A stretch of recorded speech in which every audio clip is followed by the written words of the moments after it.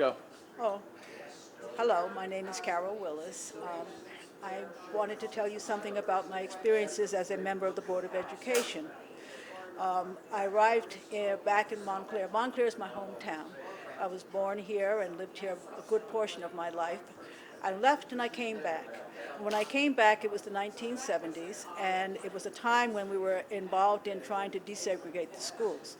The schools were an unhappy place to be because the courts had ordered desegregation and we hadn't come up with a plan. But we were using a plan called One Grade Out, where we had busing, and it was forced busing. But I came back as a member of the community to work at Kane University, and I was coming back to town, and I was attending a variety of the living room dialogues in homes, and I was quite involved and very much wanted to see a good plan put in place. And for some reason, the mayor, who was Grant Gilley at the time, out of the conversations that I participated in, he invited me to be a member of the Board of Education.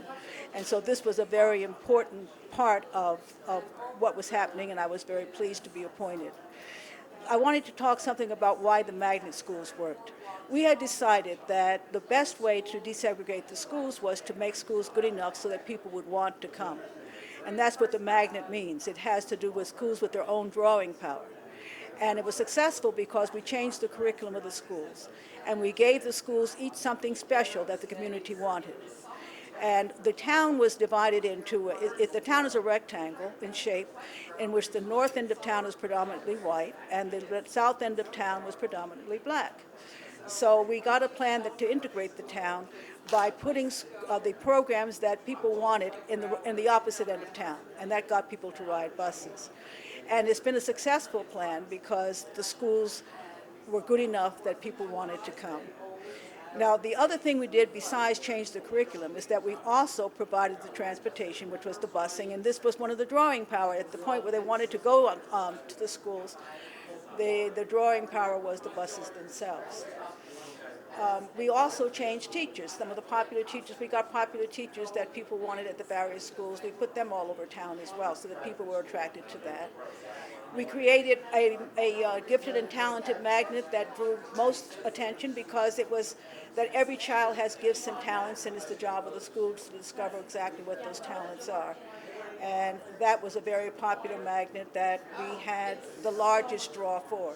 So we put them at large schools in the south end of town. The pre-K program through second grade was at Nishwain, and the third through fifth grade program was at Hillside. So that worked out very well. And we still find that people are attracted to the schools. And the good thing is that anybody can go to any school in town. Your neighborhood no longer determines where you have to go to school. One of the side impacts is that now we have parents there are neighborhoods that are becoming more racially integrated as well. So the magnet schools have been a good thing for the town. Now, that was back in 1977 to 1986, and the magnet schools were still in place. We had a lot of federal funding, and that helped us a lot. And we participated a lot in the Board of Education that I was a part of, was very aggressive in terms of making sure that we were visible in the community and in the state. As a member of the board, I got very involved with the New Jersey School Board Association and kept our cause and ourselves in the state spotlight. And another member of the board, Eve Marchione, got involved in the county organization and kept us in the news and in the spotlight. So we were able to get a lot of funding for the schools, both federal grants. We had a full-time grants person whose total job was to bring money to Montclair. We now have a very good foundation, and it's the organization that Marcel Rodriguez-Barres heads, which funds the schools, provides private funding for schools that helps us a lot. But we still would love to have the amount of grants that are coming from outside that we used to have in the past. I'm presently a member of the planning board, and the planning board is involved in trying to do good things for the town, just as we did for the schools. And I'm hoping that the planning board that we're working on now, that some of those projects are going to be good for the town. Hopefully there'll be a hotel that will do well, which Montclair State University is very much interested in having. We're working on an arts center at Seymour Street, and we're working on redoing Lackawanna Plaza. So there are a number of projects that we have that are a part of it. And Mountainside Hospital, we're working with Glen Ridge to work on that project. So anyway, I love the town of Montclair. It's been home from the start, and it always will be home. Grandparents, grandchildren, we all have enjoyed the town here, and I'm hoping that it will continue to be home for some time to come.